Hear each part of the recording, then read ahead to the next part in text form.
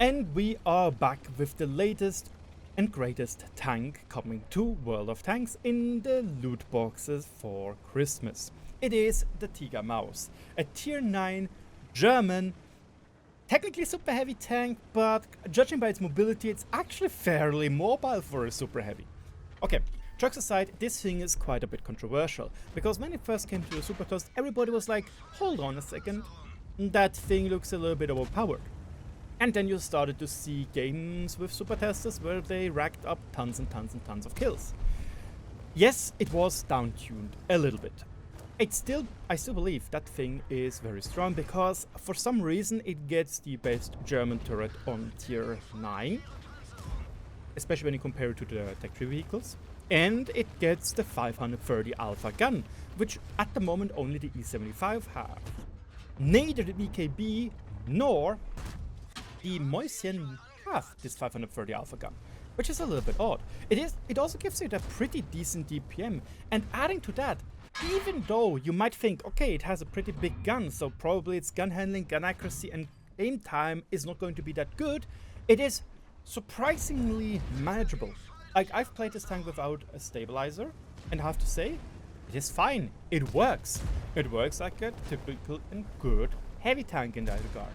I also played this tank with HP boost, turbo, and obviously a rammer, because we do want to have a little bit DPM after all.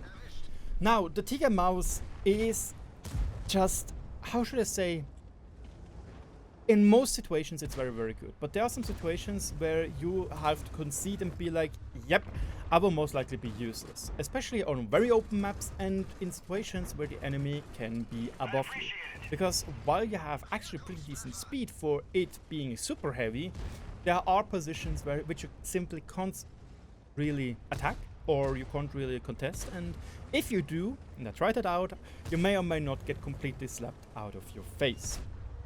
It also has pretty decent penetration in my opinion. 246 AP is a little bit low, but it makes up for with 311 APCR penetration, and the HE is also pretty nifty when it comes to slapping very weakly armored vehicles or an artillery piece in one single hit.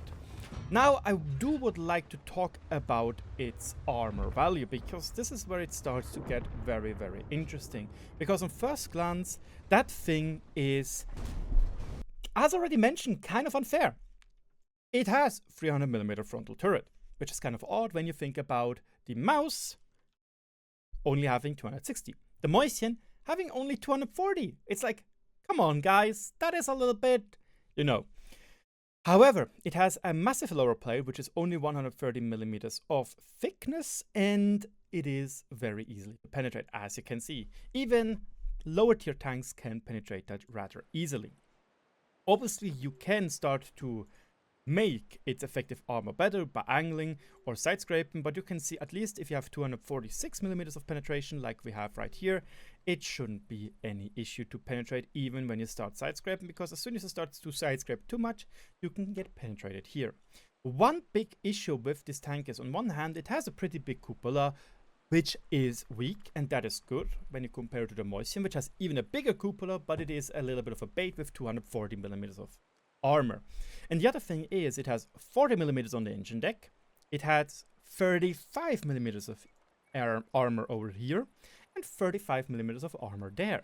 So it is actually very weak against artillery, and as already mentioned, people which are above it or below it, especially when you start coming over a ridge. Not only can they shoot at your massive lower plate, obviously, but technically they can detract you with damage, even if they have a 120mm gun. So keep that in mind. But as you can see, if you start to side scrape, our turret is still very strong. It has 150mm of side armor, but as soon as you start to load gold ammunition in the front, you can see it starts to become a lot easier to penetrate, and you have to check out that you don't over angle with your very weak-ish sights. The sights are only 10mm weaker than what the Mäuschen has, but compared to the Maus, which has like 210mm, yes, you have to be very, very, very, very careful. However, if you start to compare it to something like the A Phase 1, yes, the A Phase 1 might be a little bit unfair with its heat armor or armor penetration, but you can see it is super, super easy to penetrate. It has like what, 92 penetrate the chance of penetrating, and even if you start angling your turret, you will start to over angle your hole where it can easily shoot through, and you don't have any side skirts which are making it easy for you to penetrate or to do damage to. Another thing is, it's just that when you, for example, compare it to the Moistion, you can see it is kind of unfair because the Moistion, yeah, it can get easily penetrated by itself. But you can angle quite a bit better because you have the 160mm of side turret armor. But then again, you know, I take the 300mm turret every day of the night. The main issue which I started to notice with the Tiger Mouse is that it doesn't really have that many hit points. Yes, it is a super heavy. Yes, it is a quite fast super heavy. We get to that in just a bit.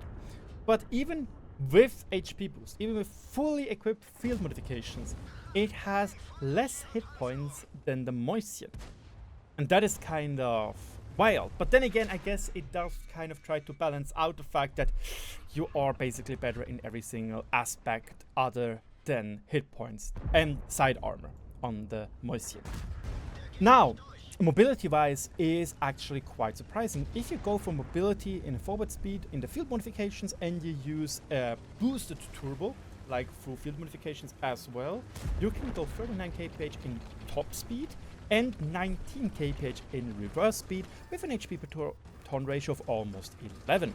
Yes, the HP per ton ratio sucks, but the fact that you are able to go 39 kph and you can achieve 35 quite easily on a flat surface, it gives it quite interesting mobility and quite decent accessibility to different positions where, for example, a Moistion simply couldn't go. And it allows you to impact the game and the match quite a bit better. So that is freaking great. Pure range is also really nice, and the crew layout is the same, which you will see on the Moistion and on the mouse. And camo, we don't talk about camo. It's a fat plonker. Like, what do we want? The main problem is, in my opinion, it is only available through the loot boxes. Yes, it is, in my opinion, not as overpowered as something like the BZ, which can slap you for 800 and has insane armor for its tier. However, it still kind of feels mean when you imagine that this thing is at the same tier as the VKB and the Moistion, while being both better than both tanks. Except when it comes to sometimes side scraping, but this is only really... It's by a little margin that side scraping it is worse, you know. And it just kind of feels a little bit pay to win-ish. Yes, you still need to know what you're doing, and yes, you have the 40mm of deck armor, but you know, it just kind of leaves a little bit of a bitter taste. But nevertheless, if you grab this tank and you get this tank, it is a fantastic heavy tank. It is loads of fun to play. It is great when you play against your 7 and tier 8s. Obviously, you still have a massive lower play which they can penetrate, and you have a cupola which they can penetrate. Against tier 9s, it starts to become, depending what the enemy is A, loading, and B, what type of premium rounds it has. And against tier 10s, it's the same deal. With the tier 10s, it's either they bounce because they shoot standard rounds, or they easily pen you because they shoot premium rounds. With that, thank you so much for watching. I hope you enjoyed the review, and I see you in the next one about another heavy tank, which is, this time, in my opinion, atrocious.